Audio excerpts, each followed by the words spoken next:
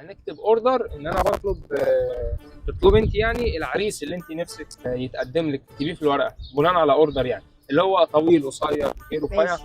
ممكن يبقى طويل. ليه؟ عشان انا طويله فعايزه حد اطول، يعني يكون طويل اطول مني. يعني كام سنتي مثلا؟ يعني ممكن في الثمانينات مثلا 100 حاجه و80 ممكن. هي حاجه انت عايزه محمد الشناوي كده. ما عشان انا 170 فعايز حد فاهم يكون اطول مني. 170 او حد هيدور ورانا هقول اي ايوه اي حاجه. وايه تاني؟ وممكن يبقى رفيع.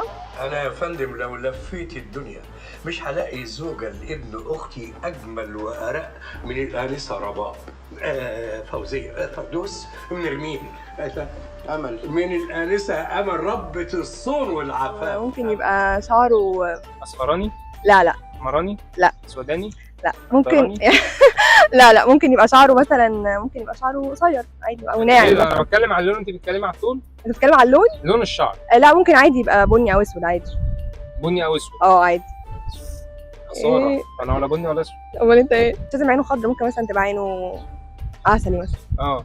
يعني زي من السناب شات كده. لا ليه؟ ده مش بني ادم طبيعي عادي، انا ما قلتش المستحيلات. تتجوزي غير بني ادم؟ لا يعني في حاجه مش اللي هو بقى عايزه بقى حاجه شبه الاجانب بقى وكده، لا عادي يعني. طب ليه؟ ليه؟ عشان الفشخره؟ لا مش فشخره، ما بقول لك بني ادم عادي، يعني عادي عشان انا يعني بني ادم عادي، يعني مش بقى اللي هو ابيضاني بقى وعينه خضراء او زرقاء وشعر اصفر وكده. لا عادي. طب هتعملي ايه لو تقدم لك عريس غني؟ هعمل ايه؟ يعني بص هسأل لك على حاجه، يعني اصل هو بتبوظ الحلقه ليه يا اسطى؟ بتسجله؟ يا ابني انت مين يا اسطى؟ عايز اسال حضرتك سؤال من غير نرفزه وبهدوء شديد جدا يعني. انت مال امك؟ سوري. السلام عليكم يا جماعه، احنا مش متفقين مع ده فعلا، ما مش بهزر. انت مين يا ابني؟ بتعملوا ايه هنا؟ هو ده العريس اللي انت تخيلتيه؟ لا مش هو. لا مش هو. لا يلا خلاص تعالى اهو. ايه المأذون مشي؟ انت جاي مأذون ما عجبوش الخلق؟